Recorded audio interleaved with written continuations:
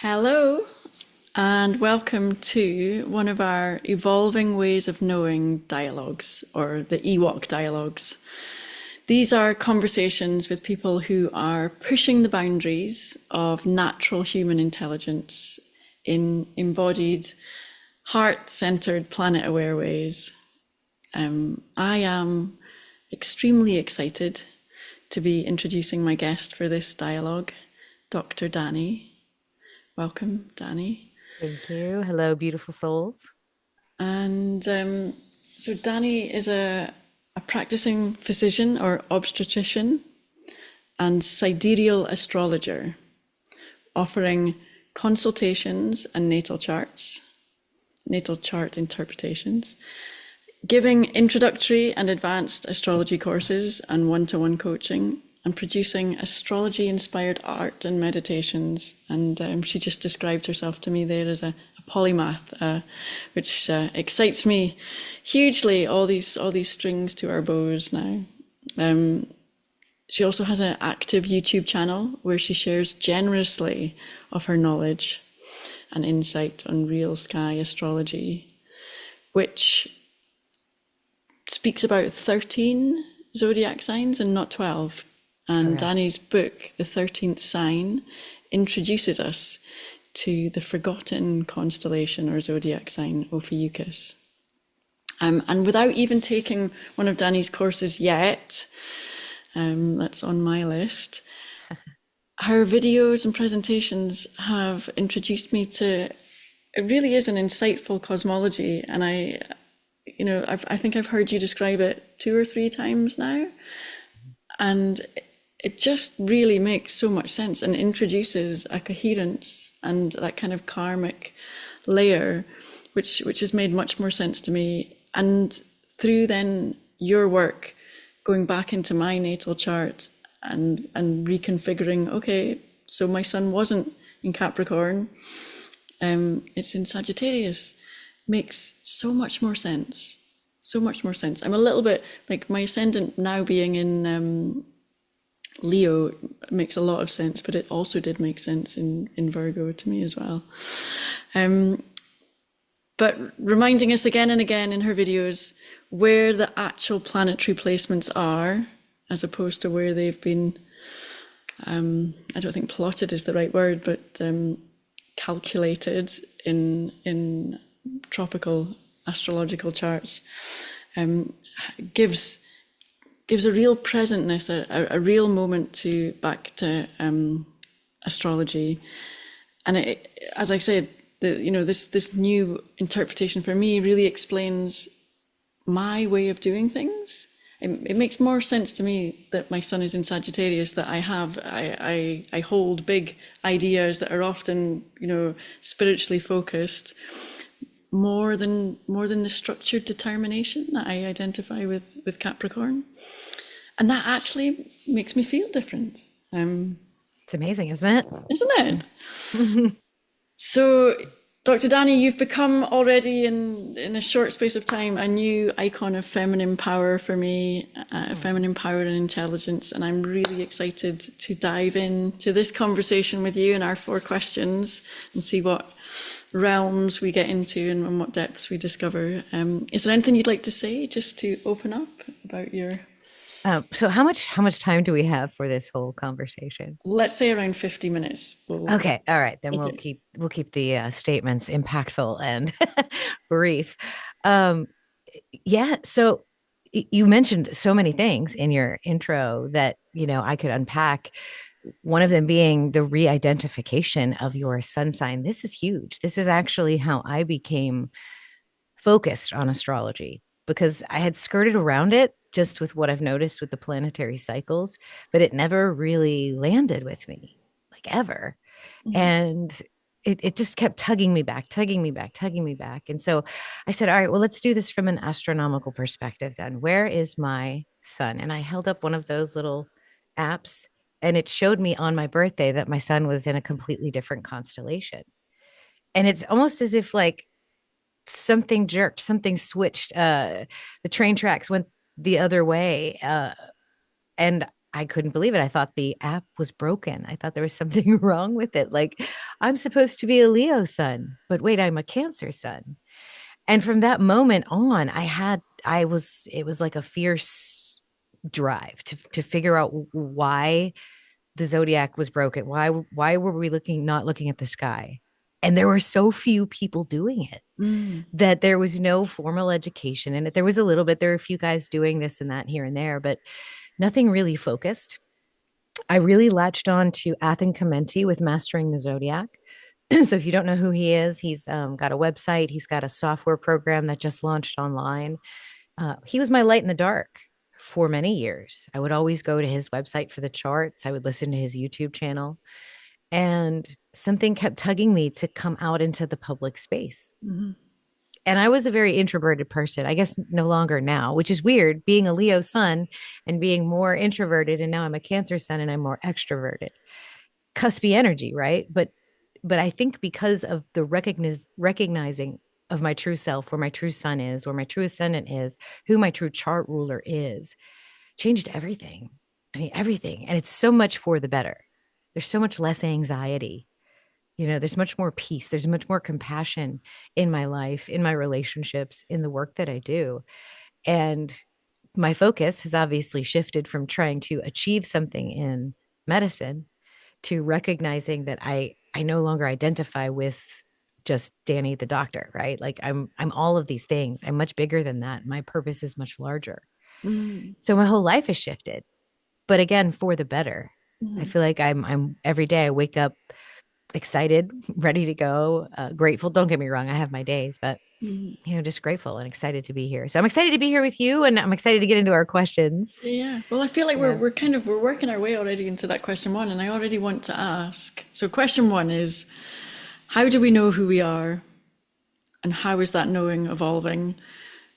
And so you've already touched in on some of the ways that you get to know yourself through astrology, and you said you touched in on astrology, but it didn't quite resonate. But there was still obviously something in you looking into that, and then there's something in you that goes further and looks Yes. into astronomy. So what is it like? What part of your chart is that takes you? Oh, yes. So I have Venus and Saturn conjunct in Gemini, and in tropical it was Cancer. So they're in Gemini, which is creative. It's ideas. It's kind of like pulling all kinds of information together. Mm-hmm. It's in my second house, in a trine to Jupiter in Aquarius, which is sort of like the spiritual leader. My ideas are way ahead of their time. Mm-hmm. It's taken time for people to sort of warm up to the way that I look at things, the way that I look at the sky, and the way that I look at their charts. But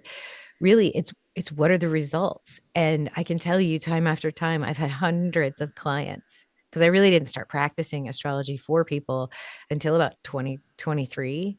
And it's been mostly like word of mouth.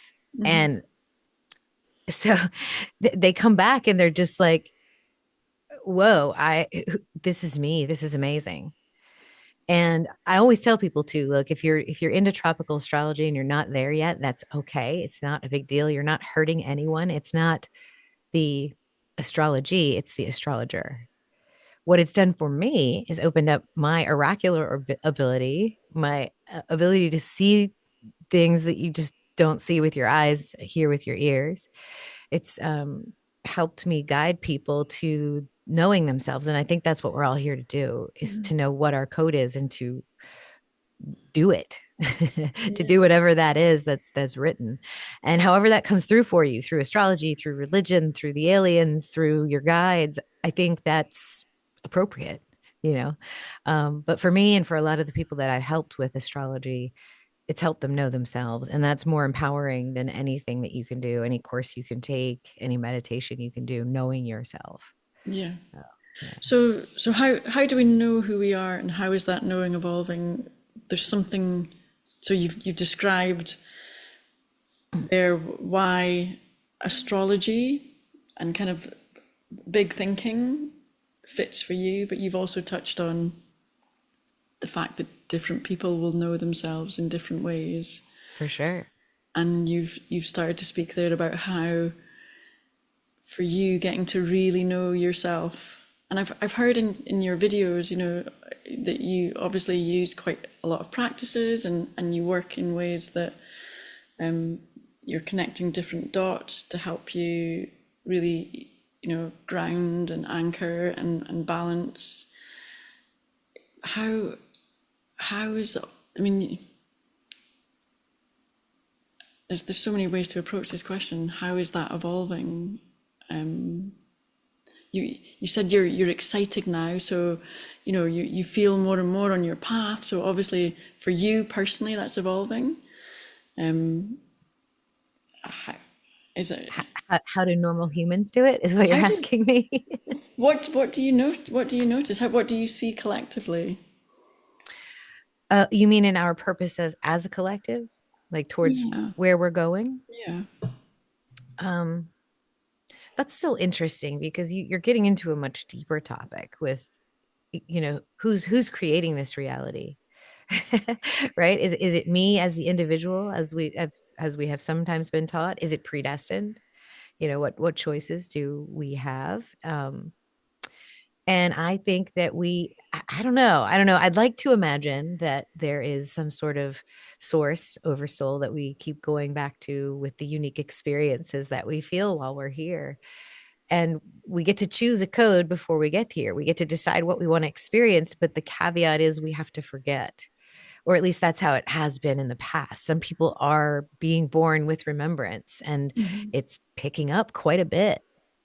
So I don't know what that looks like for the newer generations. They have access to so much more information Mm, than those of us that were born in the last century. In the mhm, 1900s, we didn't have that instant communication with each other the way that people are having it now. mhm. Also, the generation of Pluto and Ophiuchus, they're like 18 to 25 right now, I want to say. So their impact on the world is just now manifesting.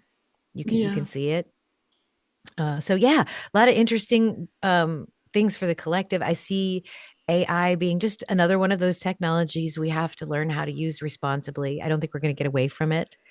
um, I think that we shouldn't blindly accept it. We should also honor our own boundaries. I think that privacy is going to become a thing of the past, because I mean, ultimately, what are we doing when we're sort of reading people's minds, or we're reading their energy? We're reading something that they're maybe blind to, but they know in their soul is also true. And so they're asking to be read. They're asking for you to go into their most intimate private space of knowing, and repeat back to them or reflect back to them what you see. What an amazing and sacred responsibility. Astrology is not just one way. You can do your human design, you can do your Mayan astrology. I recently had my galactic Mayan astrology read, and I'm the white mirror. Mhm, So I'm here to reflect back to people their highest selves. mhm, What an honor that is. It's like, mhm, okay, if you don't remember who you are, let me help you. I mhm. can I can do that with my readings. And so I love that connection on a personal level. But yeah, I think there's an individuated path, and then there's a path of what you will accept with the collective as an individual. I know there's many people that are no longer going to accept just sort of blind direction from their government, or authoritarian bodies anymore. There's Mhm. That should be stopping based on the experiences we've had as a collective. So we'll see. Wow. So you've touched on so many things there, from privacy. I've not thought about it in those terms, but the fact that we are, I mean, even like the the narrative has changed so much from when I was growing up to now, in terms of the what concepts we have for knowing each other, and the depth that we know ourselves and another person definitely feels like it's speeding up, isn't it? Like Mhm. it's so much easier to connect on a deep level very quickly. But I had never thought of that, like this, like that privacy might not be an issue anymore, in this newer a way of being. That's really interesting to think of. Right. Because aren't we asking for these things to come up so that we can integrate them and look at them and deal with them and be aware of them? That's what every single Yeah, healer here is asking for. yeah, we won't need to be hiding anything. Mm-mm. Yeah. And then you also spoke there about the relationship we have with authority or governance or institutions, and that's really interesting, isn't it?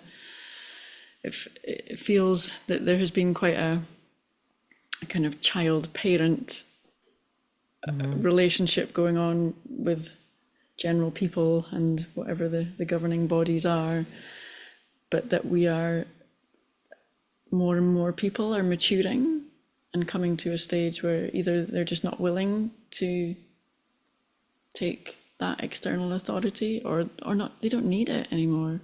Right.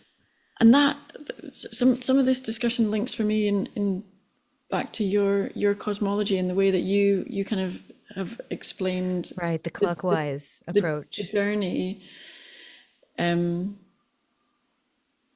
which I don't know. I'm not an expert on astrology, so if for me, tropical astrology, I don't know, it didn't feel like it had that journey. Am I right? Yeah, tropical astrology starts in Aries at the Or ascendant on the yes, left side of the chart, for everyone, and then it always, moves counterclockwise yeah. through the house systems. Yeah.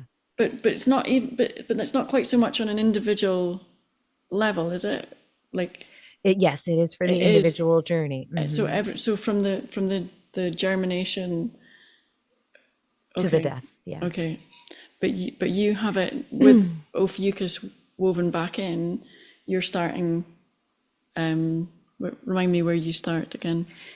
So the whole fuzzy part of the sky, which is the galactic center, it's Ophiuchus. Scorpio is underneath.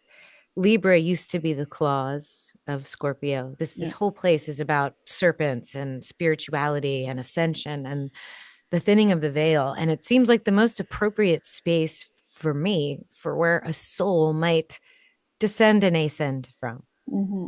Okay. So the mysteries lurk there, be not Christianity, not spirituality, but being the spirit, being the Christ, being the Buddha, not a Buddhist. That's where that is, where Sagittarius is more like the religion energy of it, you know, that may be your path to get there. But, if you're coming in clockwise to that space, if when I imagined it, the whole story came about in trying to understand this galactic center space. The clockwise notion hasn't isn't foreign. A lot of astrologers actually seem to like that in a lot of ways, especially when they're doing a chart for someone and it's not resonating. If they reverse the houses and read them where the first house starts where the 12th house would be, and they go clockwise like a clock, then it resonates much more. And so the argument is that when we are sort of flowing with the clock, flowing clockwise, which is how the sky turns, how the constellations process, and how the lunar nodes actually move, they move retrograde as well. Maybe we're flowing with our destiny rather than creating karma against it, which is the story we're observing of the planets moving counterclockwise through the constellation. So as we watch the sun, which just entered Virgo yesterday, by the way, September 16th. It's going to go all the way until November 5th. So there's no month of October in our astrology. This is it. It will be Libra season on November 5th, at least for me. So this whole month is Virgo. This whole like 45, 48 days is Virgo energy, but it's in reverse. There's karma, there's things to do for the sun in the space of Virgo. And so if we want to kind of flow with the sun, we do what we need to do in Virgo. But we're not just the sun, right? We're not just Virgo. We're also our moon. We're also our ruling planet. We're also Saturn and Uranus and Neptune and the asteroids and everything that kind of lights us up. And so you asked me, like, how we know who we are? I think that's what you're trying to get to, right? Like, okay, so you say you know who you are because of astrology, but how do you know? Like, what was it? What was it?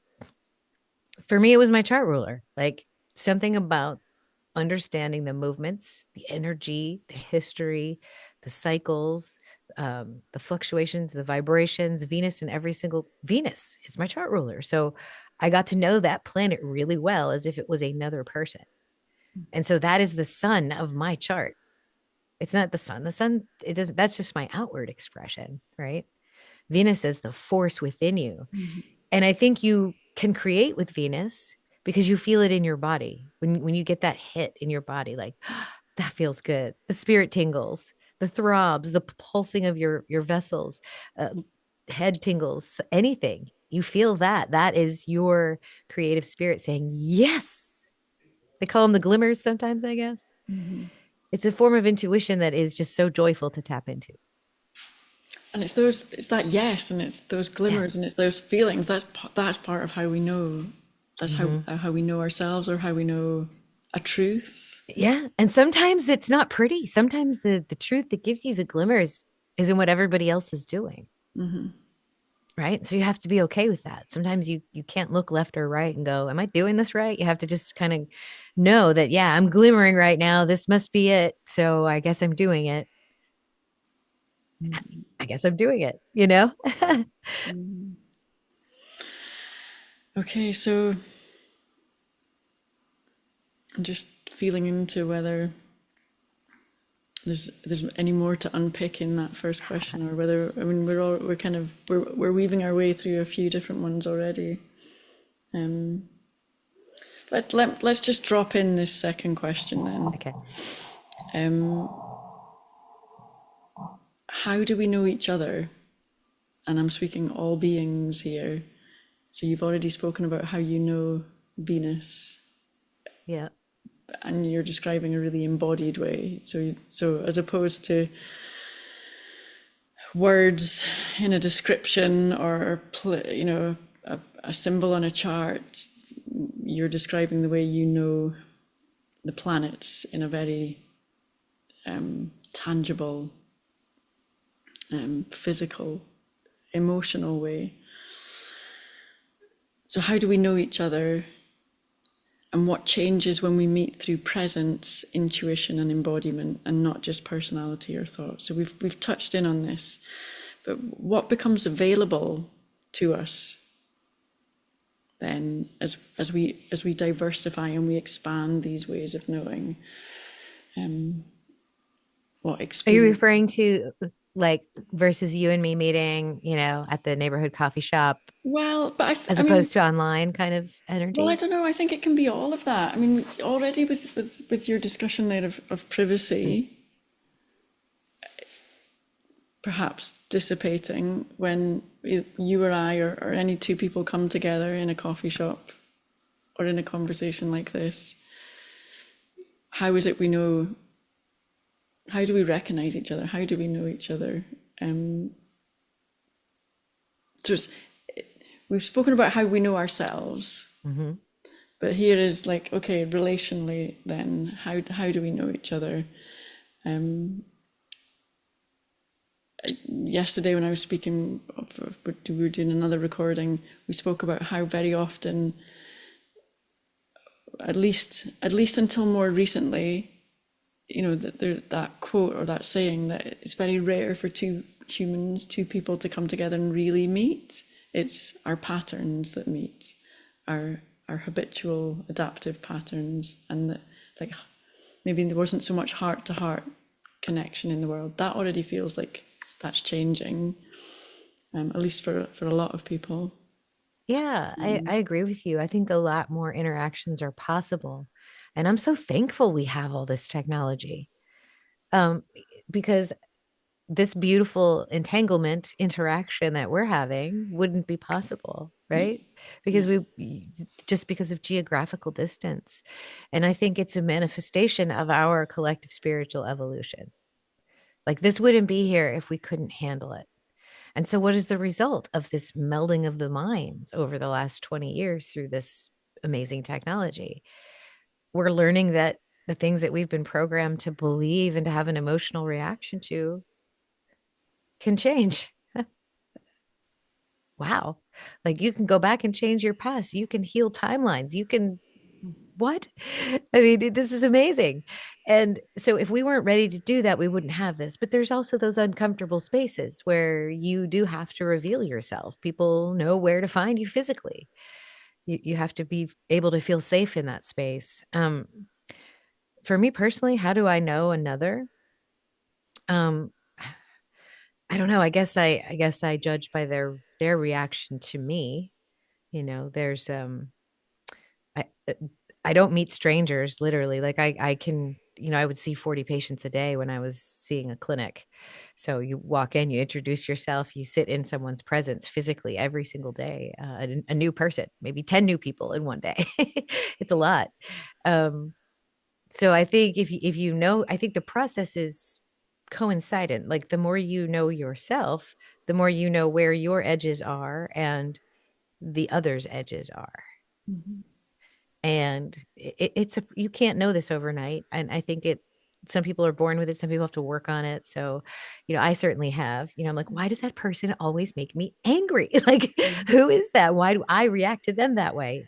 So there's something that I'm believing about how our interaction is supposed to go that maybe isn't true. Maybe I need to let that go, or maybe I need to see myself in their shoes for a minute, Mhm. which we can do with our mind and our imagination, which is a powerful tool. So I can imagine myself, if I can imagine myself in that other person's shoes or thoughts or heart, even if it's a dark place, if I can imagine myself there, then I feel like I can know them and I can treat them with grace and compassion.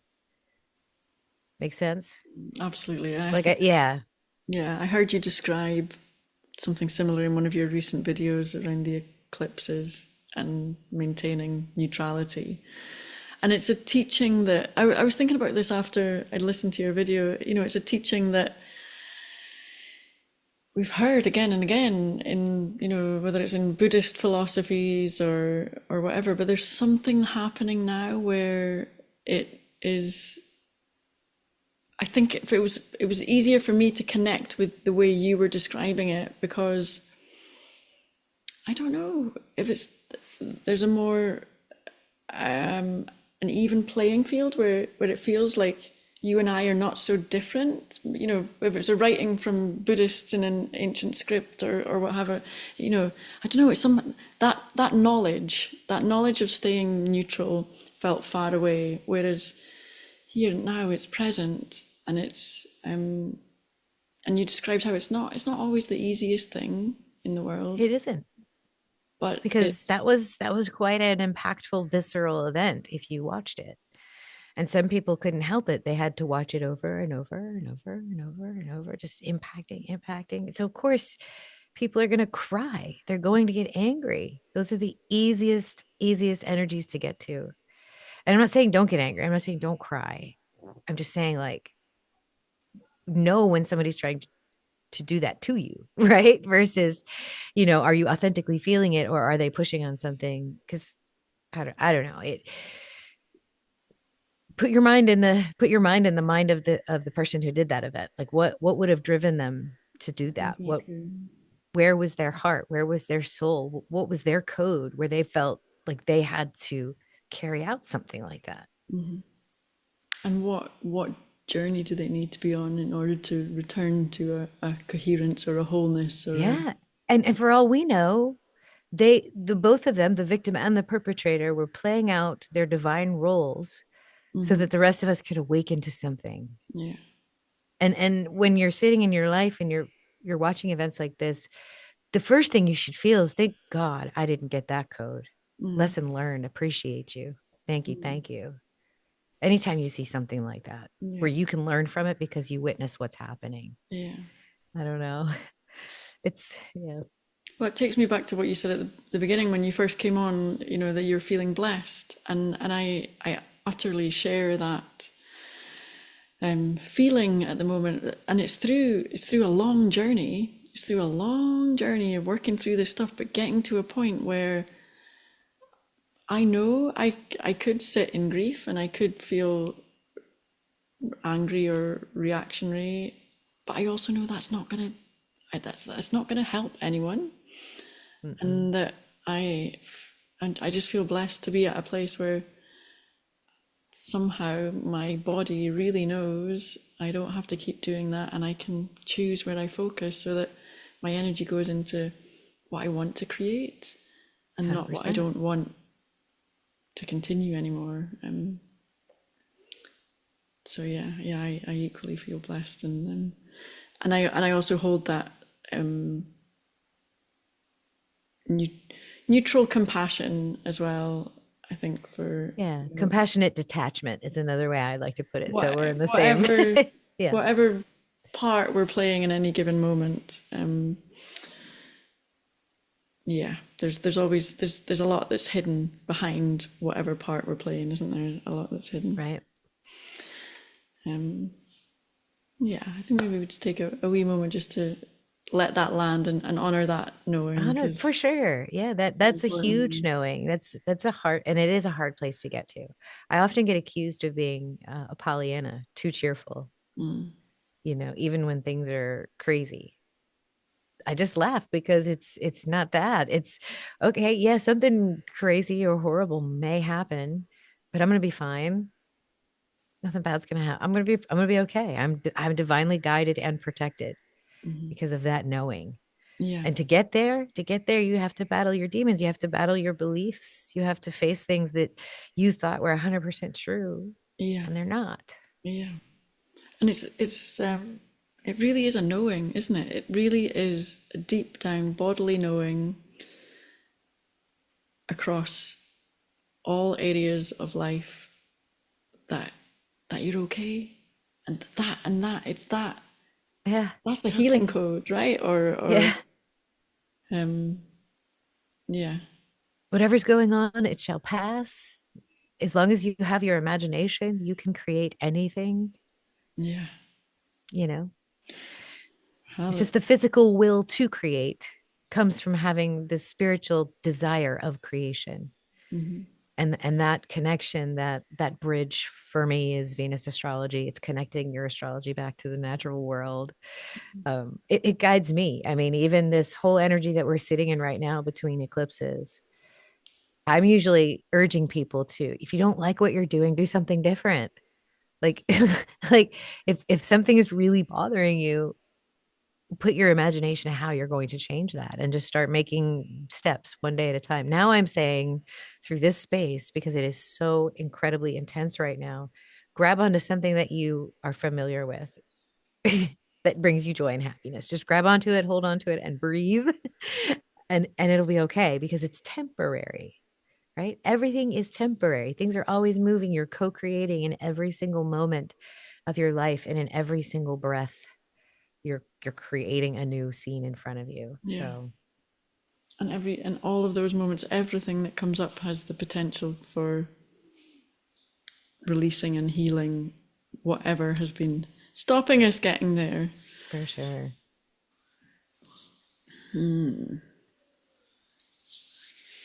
So see how this weaves on from there. Which in a way, I guess it does in terms of we're speaking about, the journeys that we're on, and the unfolding of lives and the unfolding of creation. And so this question is around how do we know time Oh, that's a good and one. how might attuning to natural time evolve our consciousness? So how do we know time? And we know that we've we've been knowing time through clocks and calendars, but they're already in the answering the last question. We were speaking Yeah. about a different kind of knowing time, a different unfolding. Well, yeah. I mean, the clocks we have now are perfect. They break up time into its divisible, workable segments. The reason we know time is because of astrology, because of the movements of the sun and the moon and the planets. It counted things for us just in its very nature, the way that nature unfolds before us. There was a system of cycles.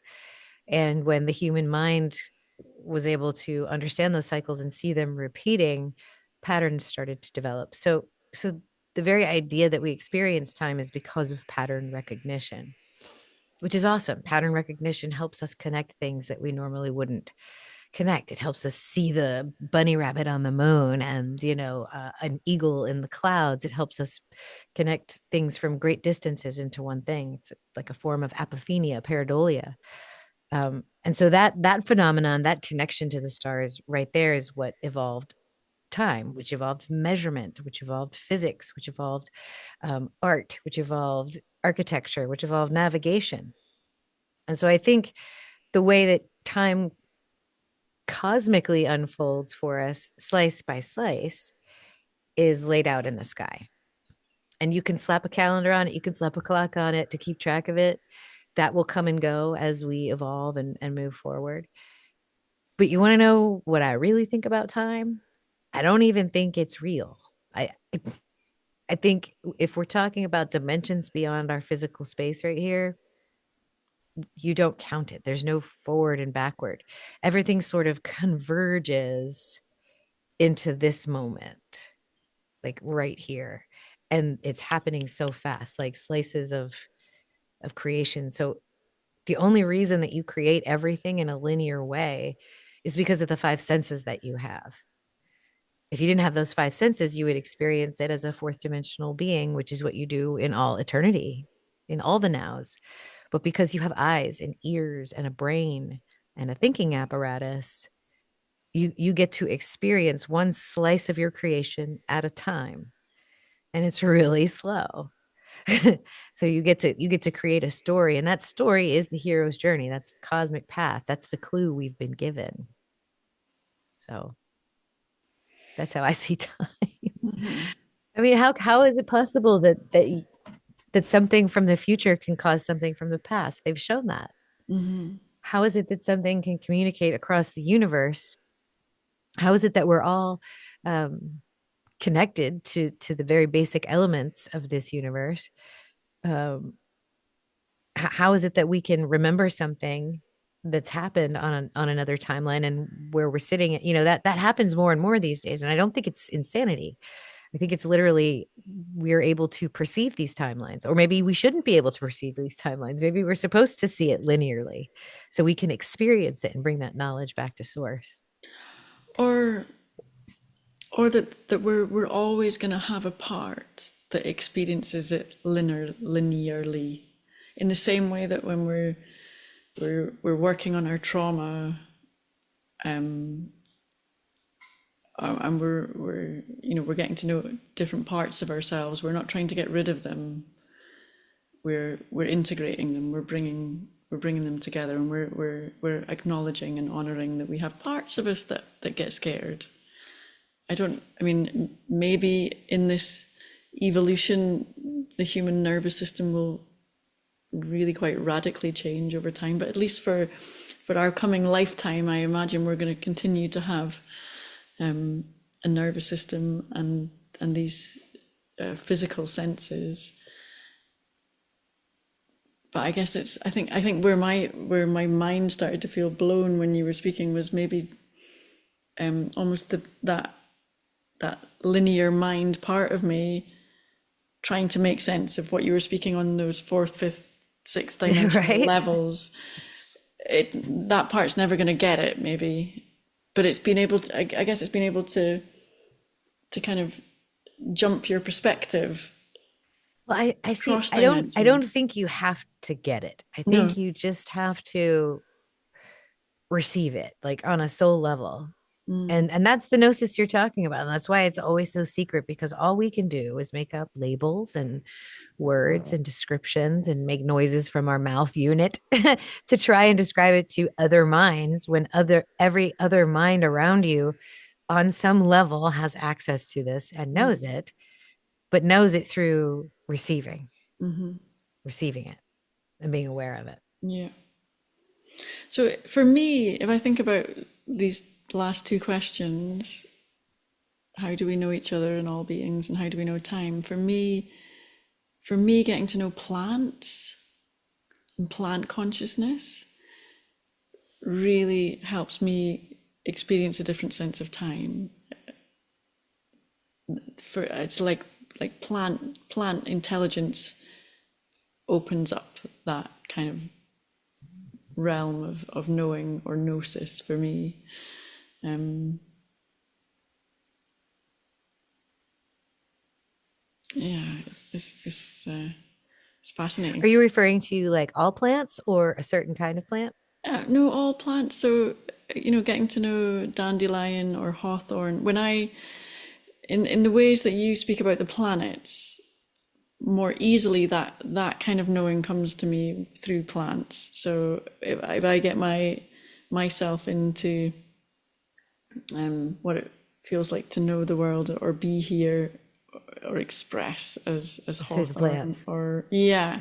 Yeah, I got to meet Dandelion through David Farrell. Hmm. Yeah, we did a session and he brought Dandelion in. That was pretty cool. Hmm. Really, really Very interesting. instantaneous plant, that one, isn't it? Well, its life cycle is so beautiful. It's like a planet. It Yeah, has the sun, stars, and the moon in its yeah, whole lifestyle. Like when it's, a flower, it's the sun. When it's the ball, it's the moon. And then when it disperses, it's the stars. yeah. Oh, that's It's beautiful. beautiful. Yeah. Yeah. So from what you were saying there, and I'm getting more of a sense of um, clock time and calendars and measures not being an issue, but a certain way of doing things. And Well, there are cycles that we get to experience while we're here experiencing time into slices. And yeah, we don't necessarily have to break it up into 60 minutes or 60 degrees or precisely at 4:15, yeah, whatever. Like we don't necessarily have to do that. Um, it would make the life where you live right now a little bit harder if we didn't have those precise things. mhm, And so I think there's a place for it yeah, in terms of using them as identifiers in space for you for the future or for the past. But if you really want to experience, like, there are times when you're just sitting and, like, maybe you've been there 5 minutes, but you feel like you've been sitting there for 4 hours, uninfluenced by any sort of external chemical. You're just in the zone, like, whoa, how did that happen? That was only 5 minutes and I went somewhere, um, and vice versa. When you're in a miserable situation, 5 minutes can feel like it's never going to end. mhm, So time is certainly, we have the ability as magicians and souls to experience it differently if we want to. yeah, And then there's also moments that you just want to freeze in time because what an amazing moment they were, like, there's moments like that when I'm at the beach or watching a sunset and I just feel so good in my body, heart, and mind. And I'm like, oh, this is it. I did it. I created heaven on earth in this moment right here. I don't need anything else. yeah, And then, of course, you get hungry or you have to go to the bathroom or something bites you in your leg and you have to deal with sort of the physical world. But yeah. I love that way you describe it. So moving on from there, and we've touched on this as well. You're already moving into this one. How do we create or manifest our knowing? How might this evolve as we heal and remember and attune to the deeper and broader realms of life? Could creativity be less something we do and more something we're here to become? Which I kind of feel you've expressed some of already. I think the key there is we're sort of walking this journey. How do we know ourselves? Again, once you do that, once you know yourself, the ability to know others is magnified. The compassion is there. You're walking in flow with your purpose. This causes magnetization. So instead of random events getting in your way, random events happen to help you. You meet the right people. You make a decision to do this versus this, or you turn left instead of right, and then you end up running into a fated encounter of sorts. When you're living in flow, that's how it works. It's literally, and it's can be synchronous too. A lot of times when the stars seem a bit faded, I will have faded meetings with people. Like, I'm very curious about you and I in the future, or if this is just a one-off. I don't know. I feel like we should know each other Mm, yes. with what you're trying to do. You know what I mean? Yeah. And that's how I meet people now. It's not like, oh, how are you? And it's like, I see you. I Yeah. see you. Yeah. And it is that magnetism, isn't it? And Mhm. it is the going through the really deeply getting to know ourselves and being aligned with that. It starts to become creativity. It does become a magnetism, and of course there's things that require some physical manipulation or what have you, but But it it's doesn't feel like work it in that doesn't feel like flow. work. Yes, If no, it feels like you have to do it. You have to. you have to, Yeah, and you you have to want make this to. PowerPoint. You have to speak these words. You have to turn the camera on. You have to, leave at this certain time. You scheduled all of that. You did all of that because you were impassioned to do it. Mhm. And so doing it isn't work. If it feels like work, you're doing it wrong. And how long, or like how how enmeshed in this way of being are you now, Dani? How, like, is it It's a years? process. It's more and more every day. I think my understanding of it is more of a process, but I believe that we're all doing it all the time, Hmm. magnetizing to us what we want to create. And part of the journey too is, what are you thinking about all the time? What are you putting your attention on? Yeah.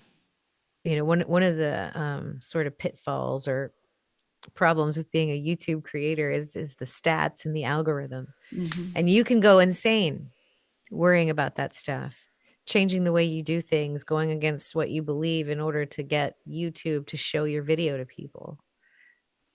So I've I've had to like ask myself and sit with spirit on some very interesting questions on the direction of what I want to do on my channel. What do I want people to see versus what needs to be seen, and how do I manage that?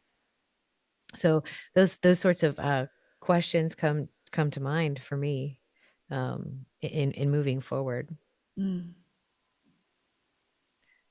Yeah. And I guess that links to what it was coming to my mind. There was um, the deeper we get to know ourselves. You said we're always creating, we're always magnetizing. Right. So Always doing it.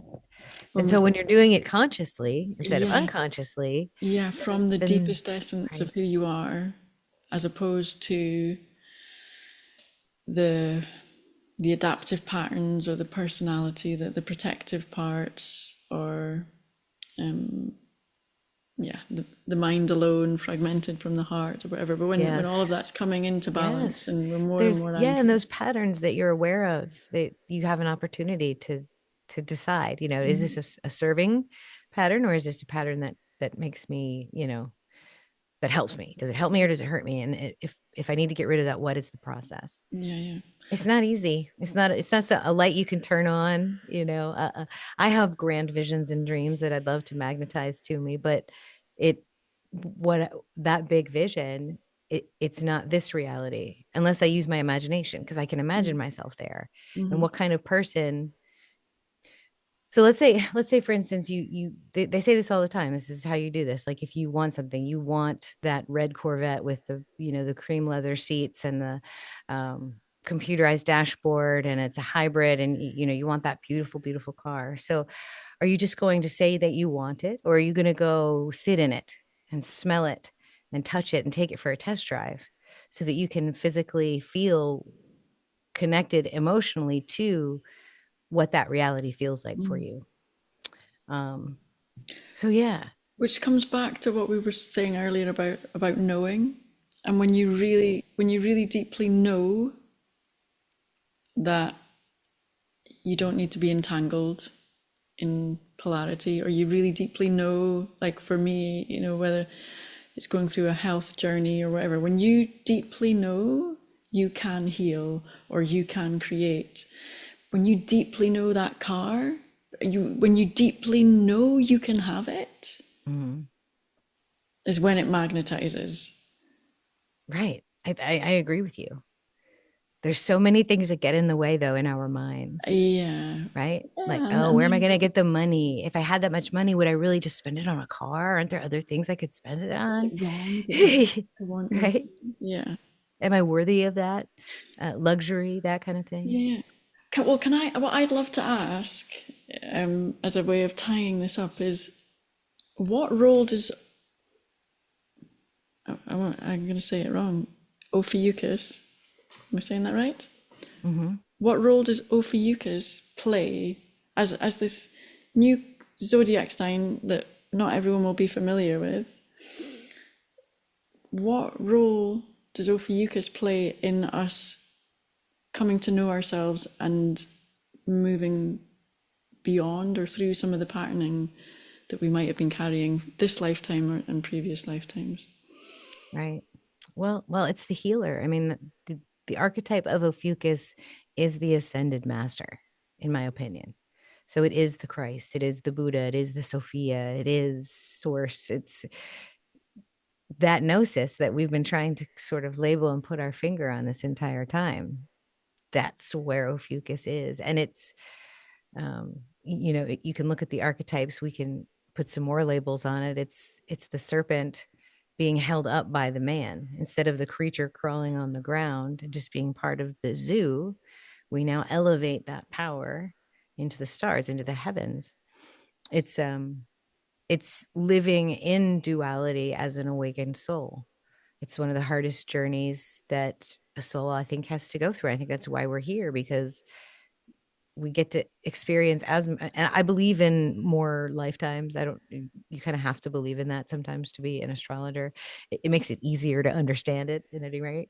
um and so I think you get to come back here as many times as you need to feel that, to work on that. It's not bad necessarily to be reincarnated, but there is a journey for those that don't want to do that anymore, that are waking up and are like, so what's next? I woke up, where do I go from here?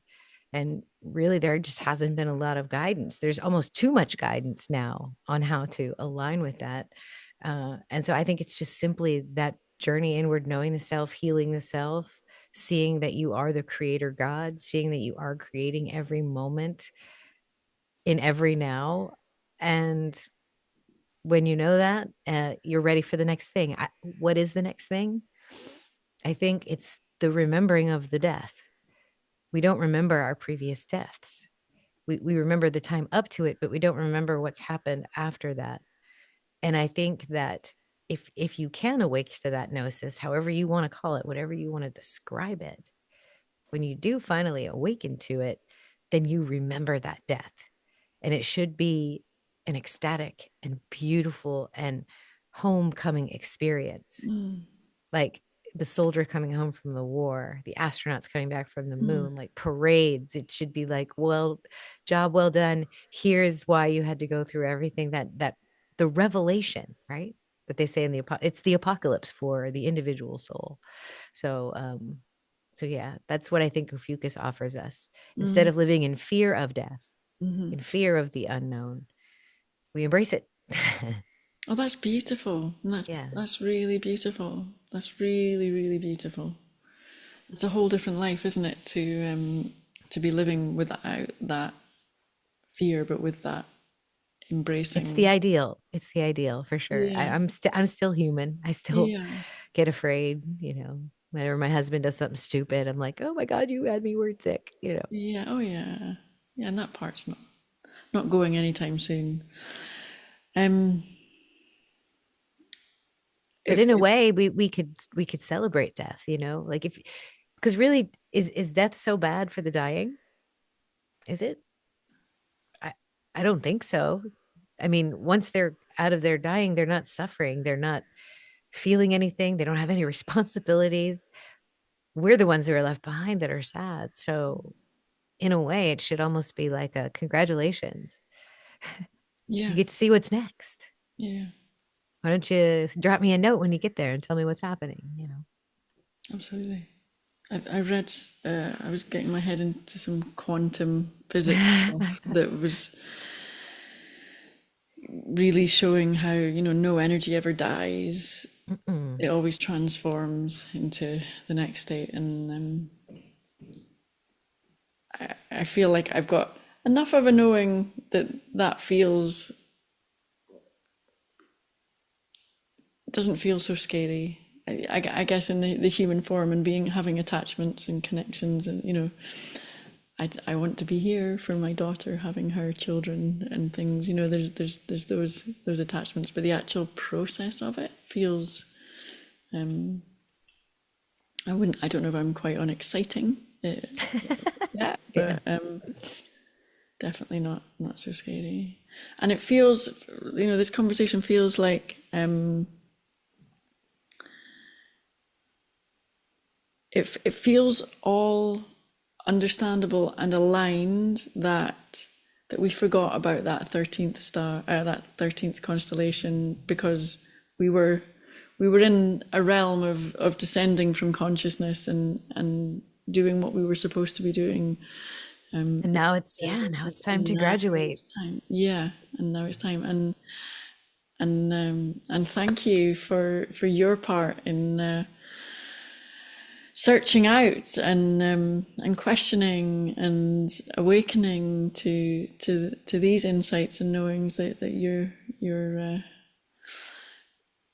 sharing without. I can hear that you have no choice. You're guided in it. You're Right. but enjoying the journey. I am. You have to have a little bit of a sense of humor about life too. You know, if you can look at something and that might seem terrible to somebody else and laugh, not in a maniacal way, but in like okay, that might be the karma for something else. I knew that was going to happen. That's kind of an interesting way to walk through the world. But yeah, I love what you're doing. Just trying to get at what this all means. It's a lot to have in one human brain, and not many people have the luxury of being able to think like this because they are worried. They're in fear. They're angry. They're scared.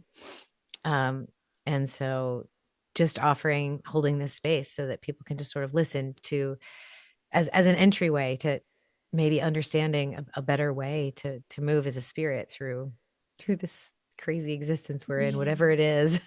absolutely. I mean, what I hope from these conversations is that what comes through overall is a balance of recognizing the journey that it takes to get to these kind of open perspectives and different ways of knowing. Because I think it's really exciting. We're on an edge, aren't we? Where Yeah. it's fundamentally exciting when you get so far along. So I guess what we're doing with Grow Free is definitely a kind of bridge. We're holding space for wherever we are on that journey, but celebrating where it can go. So Wonderful. well, thank you so much for your energy and your attention and your time here today. Thank you, Emma. I appreciate you. This has been wonderful. I love talking like this. This is my favorite kind of conversation. Yes, mine too. Don't do small talk here. All right. Thanks for tuning in, everyone.